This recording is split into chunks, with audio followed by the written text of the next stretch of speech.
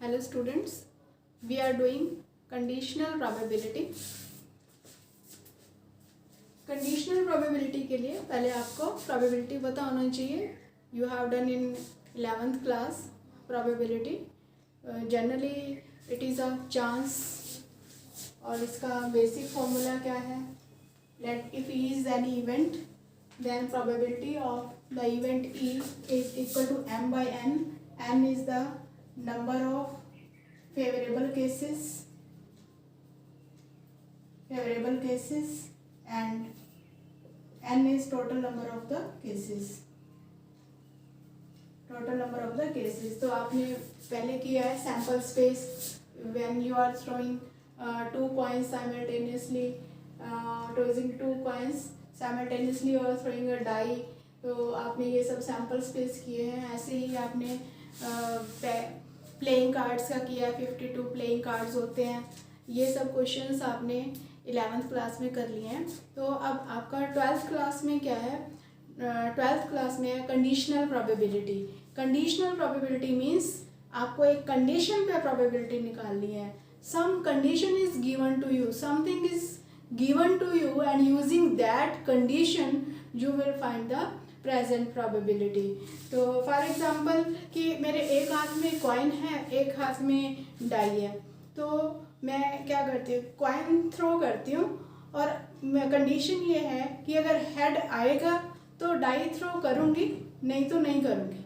तो अगर हेड आता है तो डाई थ्रो कर रही हूँ, नहीं आता तो नहीं करती. तो मीन्स हेड आना जो है वो कंडीशनल प्रोबेबिलिटी है. क्या कंडीशन है कि 1/2, क्योंकि एक कॉइन थ्रो कर रही हूँ उसमें हेड और टेल है तो हेड आने की प्रोबेबिलिटी 1/2 है. तो ये कंडीशनल प्रोबेबिलिटी हम इसमें क्या है यूज़ कर रहे हैं. तो ऐसे बहुत सारे एग्जांपल्स हम करेंगे. इसका कंडीशनल प्रोबेबिलिटी का बेसिक फॉर्मूला क्या है. Probability of E by F. What is this E by F. E is the event जिसकी प्रोबेबिलिटी आपने निकालनी है.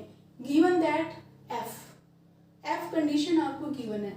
It is equal to number of elements in E intersection F divided by number of elements in F.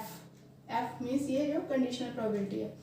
तो दोनों को मैंने sample number of elements by the sample space ये इससे मैंने डिवाइड कर दिया. तो ये आपका m by n, यही फॉर्मूला बन गया m by n. तो यहाँ पे ये प्रोबेबिलिटी बन जाती है probability of A intersection F और ये जो है ये प्रोबेबिलिटी बन जाती है प्रोबेबिलिटी ऑफ एफ. तो आपका बेसिक फॉर्मूला बन गया कंडीशनल प्रोबेबिलिटी का.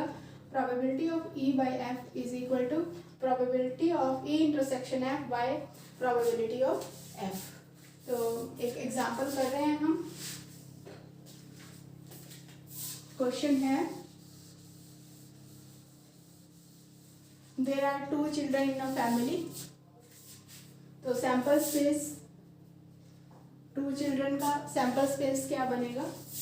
जैसे कि कॉइन का बनता है, 2 कॉइन्स थ्रो करते हैं तो एच अभी मैंने लिखा था HTTH और TT बनता है. तो ऐसे ही 2 चिल्ड्रन का बनेगा Y girl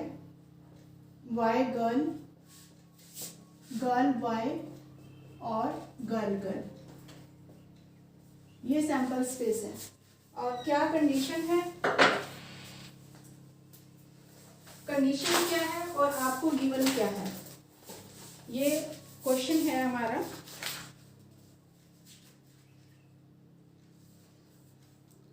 A family has 2 children. What is the probability that both the children are boys given that at least one of them is a boy? Probability निकालनी है कि both the children are boys. Let E be the event of both the children are boys. तो E में हमारे पास ये element हो गया. और गिवन क्या है, given that at least one of them is y. Let f be the event at least one of them is y means greater than equal to 1y. तो greater than equal to 1y में ये भी आएगा, ये भी आएगा और ये भी आएगा. तो ये तीनों आ जाएंगे इसमें. अब यूजिंग द फॉर्मूला में क्या है, ई इंटरसेक्शन एफ निकालना है आपको. ई इंटरसेक्शन एफ देखो ई इंटरसेक्शन एफ क्या है, ई इंटरसेक्शन एफ इवेंट में ये है, और probability of E by F क्या होगा, probability of E by F formula probability of E intersection F by probability of F, probability of E intersection F. तो E intersection F की probability क्या है, 1 एलिमेंट है इसमें, सैंपल स्पेस में कितने हैं 4 है, 1/4, और एफ में कितने एलिमेंट्स हैं 3 एलिमेंट्स हैं, तो ये प्रोबेबिलिटी होगी 3/4, तो 4 से 4 कैंसिल हो गया 1/3, तो ये probability of E by F is 1/3। तो इस तरह से प्रैक्टिकल प्रॉब्लम्स आपको गिवन है, और कई बार क्या होता है कि क्वेश्चन में डायरेक्ट ही दिया होता है कि probability of A is this, B is this, A intersection B is this, find the probability of A by B. तो डायरेक्ट इस केस में आप फॉर्मूला लगाएंगे, probability of A by B क्या होगा, probability of A intersection B divided by probability of B, जो नीचे है बाय बी, जो नीचे है उसी को ही नीचे लाना है याद रखने के लिए। तो ए इंटरसेक्शन बी प्रोबेबिलिटी आपको गिवन होगी, प्रोबेबिलिटी ऑफ बी भी गिवन होगी, इसमें डाल देंगे तो आपके पास प्रोबेबिलिटी आ जाएगी ए बाय बी। तो नेक्स्ट एग्जांपल हम करते हैं।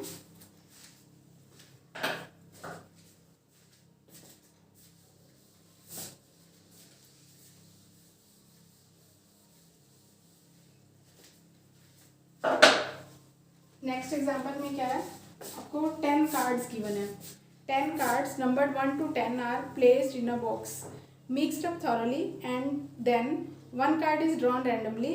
If it is known that the number on the card is more than 3, what is the probability that it is an even number? If it is known means ये आपको condition given है, ये आपको f given है, condition given है, और क्या कि what is the probability that it is an even number, ये आपने निकालना है। तो सैंपल स्पेस क्या है 1 to 10, ये कार्ड्स हैं आपके पास, ये सैंपल स्पेस हो गया आपका, और आप ए ले सकते हैं या ई ले सकते हैं, कुछ भी ले सकते हैं। तो इवेंट ए ले लिया आपने, जिसमें नंबर क्या है greater than 4, number greater than 4 ले सकते हैं ए इवेंट का। तो ये क्वेश्चन है, number is greater than 3, number is greater than 3 में आ जाएगा 4, 5, 6, 7, 8, 9, 10, और बी हम ले लेंगे, what is the probability that it is an even number, even number 2, 4, 6, 8, 10 means आपने b की प्रोबेबिलिटी निकालनी है, और a आपको गिवन है, b बाय a निकालना है। तो इसके लिए आपको a इंटरसेक्शन b लेना है पहले। a इंटरसेक्शन b आप देखो इसमें क्या है, a इंटरसेक्शन b 2, 4, 6, 8, 10 ये है, और ये तो इंटरसेक्शन में कौन कौन से नंबर आ रहे हैं 4, 6, 8, 10, 1, 2, 3, 4, ये 4 नंबर्स आ रहे हैं इंटरसेक्शन में, 4, 6, 8, 10, और a की प्रोबेबिलिटी क्या है ग्रेटर देन 3, बाकी सारे नंबर हैं, तो प्रोबेबिलिटी ऑफ a आपका हो गया 7/10। तो हमें क्या चाहिए, probability of a intersection b, जो डिनोमिनेटर में है वो नीचे लिखेंगे, probability of a intersection b, ये कितने नंबर्स हैं 4, 4/10, और नीचे प्रोबेबिलिटी ऑफ a आएगी 7/10, तो ये आपका आ गया 4/7, ये कंडीशनल प्रोबेबिलिटी आ गई, आंसर आ गया आपका। तो नेक्स्ट एग्जांपल अभी हम कर रहे हैं।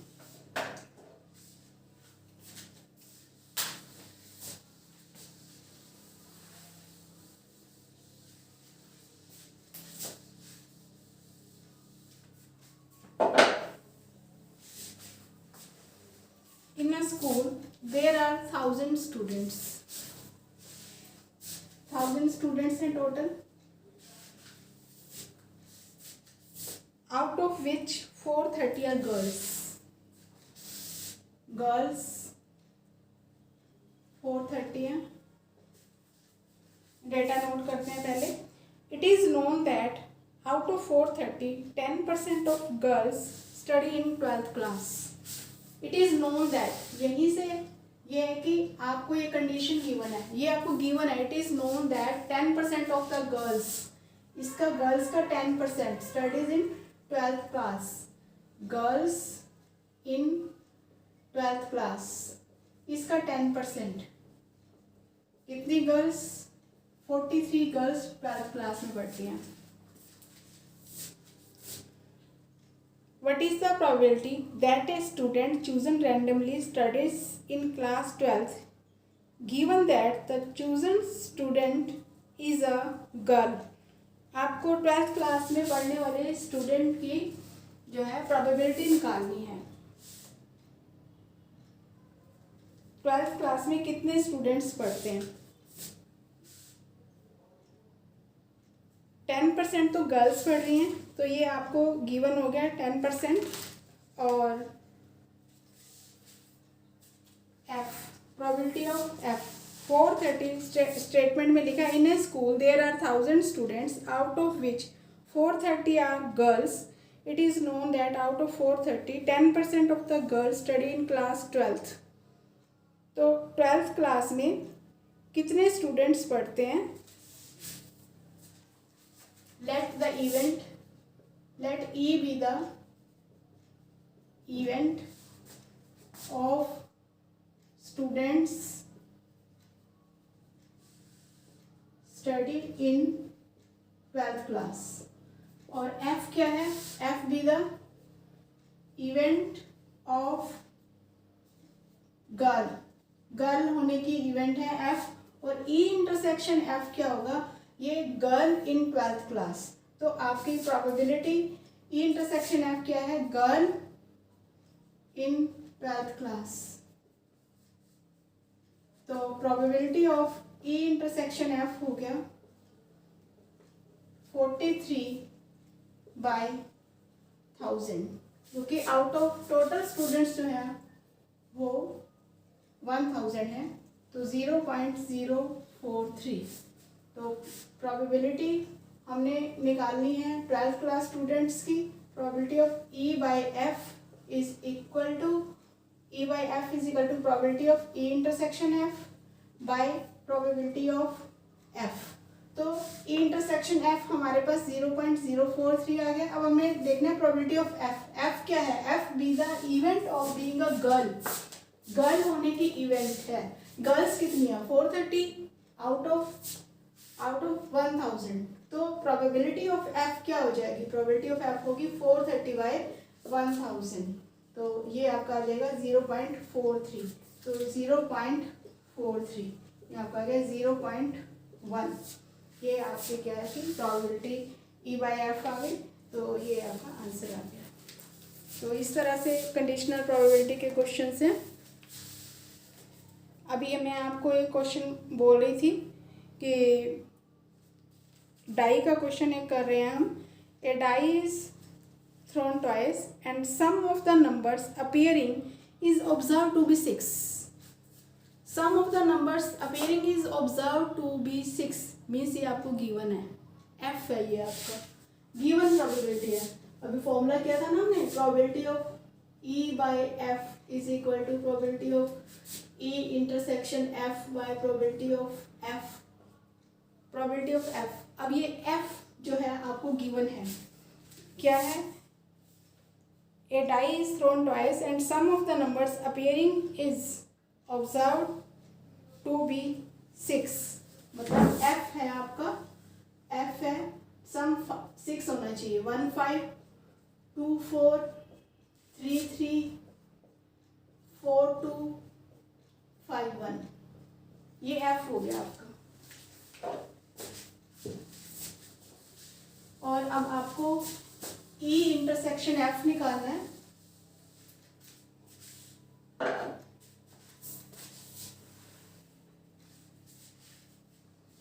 What is the probability that the number 4 has appeared at least once?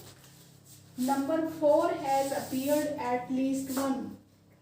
4 कम से कम एक बार अपीयर जरूर होना चाहिए। मीन्स पहले इसके साथ ले लो आप 4 1 4 2 ऐसे ले लो, 4 1 4 2 4 3 4 4, जो 4 वाली लाइन होती है 4 5 4 6।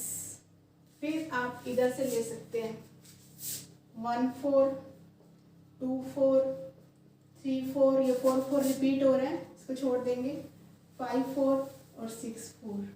इस तरह से आपके पास ये 11 नंबर्स आ रहे हैं। ई इंटरसेक्शन एफ, अब ये देखो ई इंटरसेक्शन एफ, ये दो नंबर्स दोनों में है। E intersection F 2 4 and 4 2। तो probability of E by F is equal to probability of E intersection F by probability of F. It's very simple, probability of A intersection F. इसमें कितने elements हैं, आप number of elements भी लिख सकते हैं और इसकी प्रोबेबिलिटी भी लिख सकते हैं। नंबर ऑफ एलिमेंट्स कितने हैं, इसमें 2 हैं, और इसके प्रोबेबिलिटी ऑफ एफ, इसमें क्या है, एफ में कितने एलिमेंट्स हैं, 1 2 3 4 5, इसमें 5 हैं। स्टार्टिंग में जब हमने फॉर्मूला किया था तो उसमें हमने ये किया था कि number of elements of E intersection F, जहाँ पे आपको नंबर ऑफ एलिमेंट्स दिख रहे हैं, नंबर ऑफ एलिमेंट्स दिख रहे हैं तो जरूरी नहीं कि आपको प्रोबेबिलिटी ही निकालनी है, नंबर ऑफ एलिमेंट्स दिखाई दे रहे हैं तो नंबर ऑफ एलिमेंट्स डाल दो। तो इस तरह से ये आपका क्वेश्चन हो गया, ये डाई का क्वेश्चन है। इसके बाद अभी हम एक क्वेश्चन कर रहे थे, आपको मैं एग्जांपल दे रही थी कि कॉइन और डाई साथ में थ्रो कर रहे हैं, इंपॉर्टेंट क्वेश्चन है ये। इसमें है consider the experiment of tossing a coin, if coin throws shows head, toss is it again, and if shows tail then throw a die। तो इसका डायग्राम बनाते हैं हम।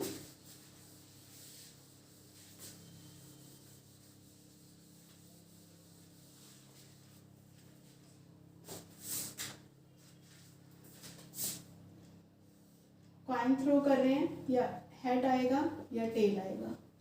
तो हेड आने की प्रोबेबिलिटी 1/2, टेल आने की प्रोबेबिलिटी 1/2। इसके बाद है कि अगर हेड आता है तो फिर से कॉइन थ्रो करेंगे। अगर हेड आता है तो फिर से कॉइन थ्रो करेंगे, तो हेड के साथ टेल आएगा, यहाँ पे हेड के साथ हेड आएगा। हेड तो ये वही वाला है ही, तो है फिर से कॉइन थ्रो करेंगे, या टेल आएगा या हेड आएगा। और अगर टेल आता है तो फिर डाई थ्रो करते हैं। डाई थ्रो करते हैं तो डाई में कितने ऑप्शन होते हैं, 6 ऑप्शंस होते हैं। टी के साथ 1 आएगा, टी के साथ 2 आएगा, टी के साथ 3 आएगा, टी के साथ 4 आएगा, टी के साथ 5 आएगा, और टी के साथ 6 आएगा।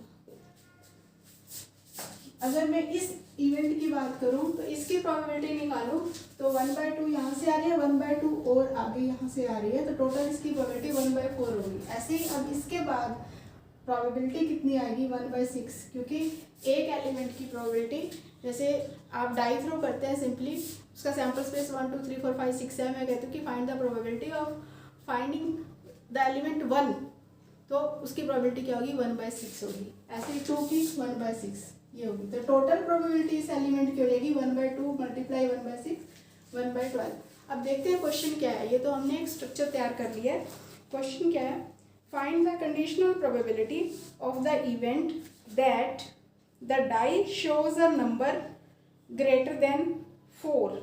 हमने ये निकालना है, die shows the number means जो ई है, die shows the number greater than 4। Die shows the number greater than 4 means हमारे पास ई में ये इवेंट्स हैं, T5 और T6। आगे है, given that there is at least 1 tail. Given that at least 1 tail, कम से कम एक टेल होनी चाहिए। कि कहाँ कहाँ टेल है, एक ये टेल है हमारे पास HT, बाकी ये सभी टेल है, 1 टेल सभी में है, ये T1 T2 ये सब है। ये हमारे पास F हो गया, T3 T4 T5 T6, ये हमारे पास F हो गया। अब प्रोबेबिलिटी हमने निकालनी है E/F which is equal to probability of E intersection F by probability of F। अब यहाँ पे क्या है कि दोनों चीज़ें सेम नहीं थी, हमें हर इवेंट की प्रोबेबिलिटी निकालनी पड़ेगी। तो probability of E intersection F, देखो E इंटरसेक्शन F में क्या क्या है, E इंटरसेक्शन F T और F में इंटरसेक्शन में क्या है, यही दो एलिमेंट्स इंटरसेक्शन में है, T5 और T6। इन दोनों एलिमेंट्स की प्रोबेबिलिटी निकालेंगे। Probability of E intersection F is equal to probability of T5 और plus probability of T6। T5 की प्रोबेबिलिटी क्या होगी, अभी मैंने आपको बताया आगे हर एक की प्रोबेबिलिटी 1/6 1/6 1/6 है, तो इसकी प्रोबेबिलिटी होगी 1/2 मल्टीप्लाई 1/6, तो ये होगी 1/2 मल्टीप्लाई 1/6 प्लस 1/2 मल्टीप्लाई 1/6, ये 1/12 plus 1/12, this is 2/12, this is 1/6। ये probability of E intersection F होगी। और प्रोबेबिलिटी ऑफ F ये है, तो प्रोबेबिलिटी ऑफ F निकालनी है आपने। तो F की प्रोबेबिलिटी कैसे निकालेंगे, इसमें भी हर एलिमेंट की प्रोबेबिलिटी निकालेंगे। फर्स्ट एलिमेंट की प्रोबेबिलिटी HT की 1/4 है, 1/2 मल्टीप्लाई 1/2 1/4 होगी। और आगे इसमें से हर एक एलिमेंट की प्रोबेबिलिटी कितनी है, 1/6 इंटू 1/2। हर एलिमेंट की प्रोबेबिलिटी 1/12 है, 1/12 प्लस 1/12, ये कितने एलिमेंट हैं, 1 2 3 4 5 6 एलिमेंट हैं, तो 1/12 ये 6 टाइम्स लिख लेंगे आप।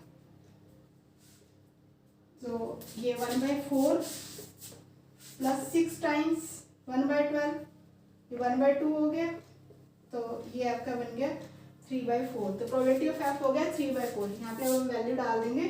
Probability of E intersection F 1/6 है और ये 3/4 है, तो 1/6, तो ये हो जाएगा आपका इंटू 1/6, नीचे 3/4, आप इसको सॉल्व कर लेंगे, 2 और 3, ये आपका आ गया 2/9, 2/9 आपका ये आंसर आ गया आंसर। तो ये इम्पॉर्टेंट क्वेश्चन है।